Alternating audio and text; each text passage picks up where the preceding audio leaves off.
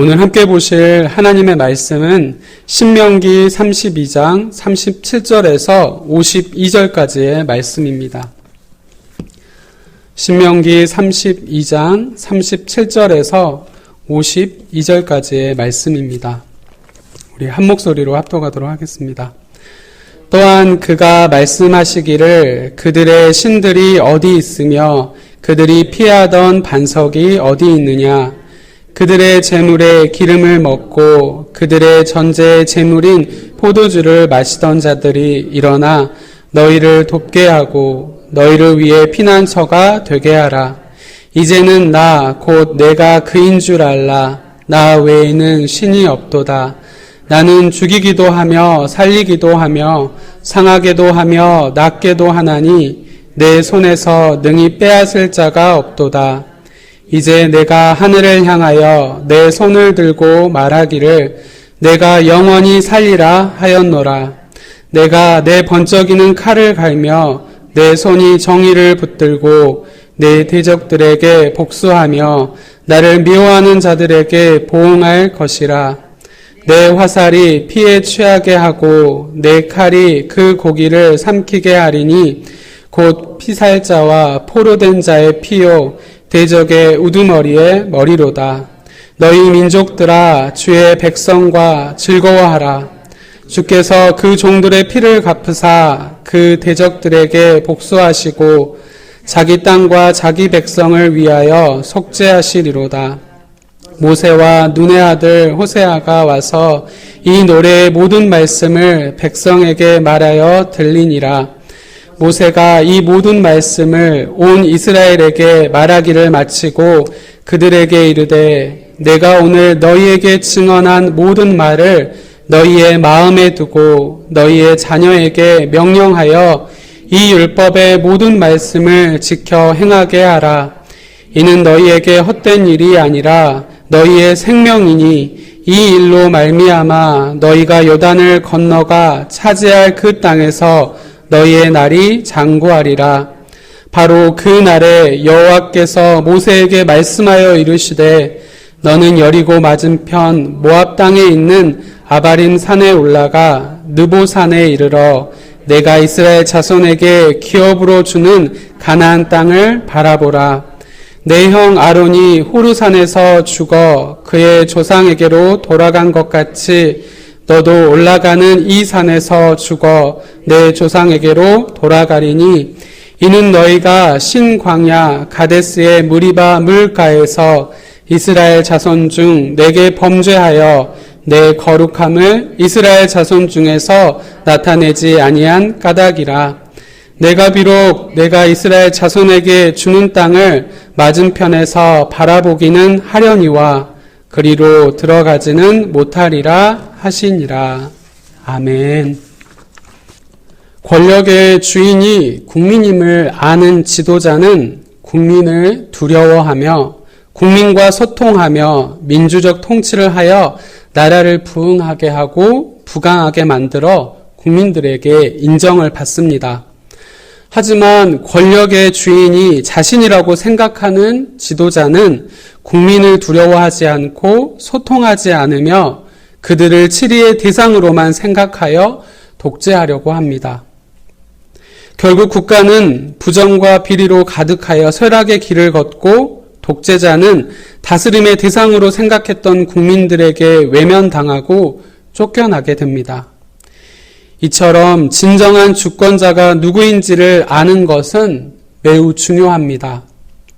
한 국가의 지도자뿐만 아니라 국민을 이루는 우리 각 개인의 삶도 마찬가지입니다. 우리의 삶의 주인은 우리 자신이 아닌 하나님이십니다. 오늘 말씀을 통해 왜 그러한지, 삶의 주권자인 하나님 앞에서 우리는 어떤 모습으로 살아가야 하는지를 살펴보도록 하겠습니다.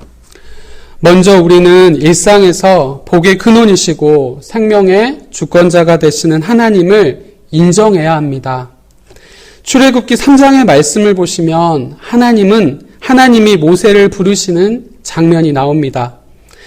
하나님은 이스라엘 자손이 오직 하나님만을 찾을 수밖에 없게 될 것이라고 그렇게 말씀하십니다. 또한 모세 또한 젊은 혈기를 다 내려놓은 후에야 그때서야 비로소 하나님의 부르심을 경험할 수 있었습니다. 하나님은 출애굽기 3장 14절의 말씀에서 모세를 부르실 때에 하나님 자신의 이름을 스스로 있는 자라고 그렇게 말씀하십니다. 오늘 본문 39절의 말씀에서도 마찬가지로 나 외에는 신이 없도다라고 그렇게 말씀을 하십니다. 하나님은 만물의 창조주로서 어떤 존재에 의존하지 않고 스스로 존재하시는 분입니다. 반면 우상은 어떻습니까? 하나님이 창조하신 피조물의 형상을 따라 혹은 하나님이 창조하신 피조물의 속성을 따라 사람들이 만들어내는 것입니다. 모든 피조물은 시작과 끝이 있다는 점에서 영원히 사시는 하나님과 대조됩니다. 하나님은 모든 것을 창조하시고 다스리시는 분입니다. 그분은 오늘 말씀처럼 모든 것을 살리기도 죽이기도 하시며 상하게도 낫게도 하시는 주권자이십니다. 하나님이 이스라엘에게 자손 대대로 부를 노래를 오늘 말씀처럼 가르치시면서 이 말씀을 하신 것은 그들이 진정으로 의지하고 섬기며 복을 구해야 할 대상이 누구인가를 교훈하기 위해서였습니다. 천지 만물을 창조하시고 역사의 주관자가 되시는 하나님을 그들의 모든 순간순간마다 인정하고 온전히 의지하며 하나님의 영광을 드러내길 바라신 것입니다. 오늘 우리의 모습은 어떻습니까? 이스라엘이 가나안의 우상을 섬겼던 것처럼 현대의 많은 그리스도인들도 세상 가운데 세상의 가치관을 따라 살아갑니다. 세상의 무엇보다 물질을 의지하며 사람들의 시선을 두려워하며 사람들에게 인정받기를 바랍니다. 이러한 모습들을 부정하고 싶지만 부정할 수 없는 오늘날 우리의 현실입니다.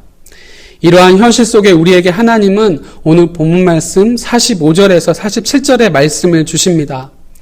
모세가 증거한 모든 하나님의 말씀을 가벼이 두지 말고 마음에 두라고 말씀하십니다. 그리고 본인뿐만 아니라 자녀들에게까지 지켜 행하기를 명령하십니다. 이같이 말씀을 지켜 행하는 것이 헛된 일이 아니며 그들의 생명이 되며 그들의 삶을 지키는 축복의 길이 된다라고 말씀하십니다. 하나님께서 오늘 우리에게 바라시는 삶의 모습은 무엇일까요? 그것은 하나님을 인정하는 삶입니다. 천지 만물의 창조자가 되시고 역사의 주관자가 되시는 하나님을 인정하고 그분의 말씀을 늘 마음에 두어 지키고 우리 자녀들에게까지도 그리고 자녀의 자녀들에게까지 지켜 행하기를 바라십니다. 이를 지켜 행하는 우리를 통해 우리의 가정과 사회가 우리나라와 열방이 하나님을 인정하게 되길 바라시는 것입니다. 또한 우리는 오늘 하루 생명의 창조자 되시고 역사의 주관자 되시는 하나님의 영광을 드러내며 살아가길 바라십니다. 본문 49절의 말씀을 보시면 하나님은 모세에게 느보산으로 올라가 가나안 땅을 바라보라라고 그렇게 명령하십니다. 그는 가나안 땅에 들어가지 못하고 죽어야 했기 때문입니다. 이제 모세는 광야에서 40년 동안 이스라엘 백성을 이끌었던 사명을 다 마치고 하나님의 뜻대로 세상을 떠나야 했습니다. 모세는 하나님의 섭리와 계획에 따라 아쉬움을 뒤로하고 가나안 땅을 눈으로 바라보는 것으로 만족해야 했습니다.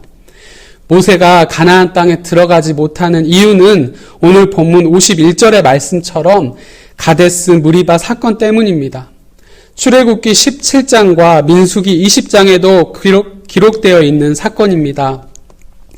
이스라엘 백성이 가데스에 이르러 마실 물이 없자 그들은 모세와 아론에게 따졌습니다.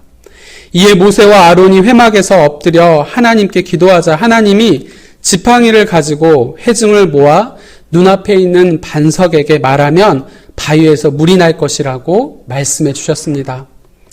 그런데 모세와 아론은 백성들에게 이르기를 우리가 너희를 위하여 이 반석에서 물을 내랴라고 말했고 모세는 손을 들어 지팡이로 그 반석을 2번이나 쳤습니다. 하나님의 명령을 온전히 따르지 않았던 것입니다. 하나님의 명령을 온전히 따르지 않고 그렇게 행하는 그 두 모세와 아론의 모습을 통해 하나님은 이 사건에서 모세와 아론이 하나님을 온전히 믿지 않는다고 말씀하시며 이스라엘 백성 앞에서 하나님 당신의 거룩함을 드러내지 않았다라고 평가하셨습니다. 이 일로 모세와 아론은 가나안 땅에 들어가지 못하게 되었습니다. 하나님의 종으로서 많은 일들에 쓰임받은 모세와 아론이었습니다. 우리가 생각하기에는 가나안 땅에 가장 먼저 들어가 하나님의 축복된 땅을 가장 먼저 받기에 부족함이 없는 그들이었지만 하나님은 허락하지 않으셨습니다. 이 사건을 통해 하나님의 거룩함을 드러내는 일이 무엇보다도 중요함을 우리에게 말씀하고자 하셨던 것입니다. 하나님의 영광을 드러내는 삶이 그 무엇보다도 중요함을 당시 이스라엘 백성뿐만 아니라 오늘 말씀을 통해 듣는 우리들에게도 말씀하고자 하셨던 것입니다. 성도는 하나님이 모든 것의 주인 되심을 인정하는 겸손한 자세로 신앙생활을 해야 합니다. 죽고 사는 것뿐만 아니라 일상에서 이루어지는 모든 일들이 하나님의 섭리와 허락 가운데 이루어짐을 인식해야 합니다. 예수님께서도 마태복음 10장 29절의 말씀에서 세상 만물의 모든 것이 우연히 이루어지는 것이 없고 오직 하나님의 섭리와 역사 가운데 이루어짐을 교훈하셨습니다. 그러므로 성도는 모든 일을 계획하고 실행하기에 앞서 하나님의 뜻을 먼저 구해야 합니다. 하나님은 겸손히 하나님께 구하는 자에게 복을 주시며 형통케 하십니다. 우리의 인생이 우리의 것이라고 생각하고 자기 마음대로 살아가는 사람은 하나님 앞에 교만한 자요. 그는 넘어지고 패망하는 길로 가게 될 것입니다. 바라기는 오늘 하루 하나님의 주권을 인정하고 겸손히 행함으로써 하나님이 내려주시는 은혜와 평강을 누리는 복된 인생을 살아가길 간절히 소망합니다. 기도하겠습니다.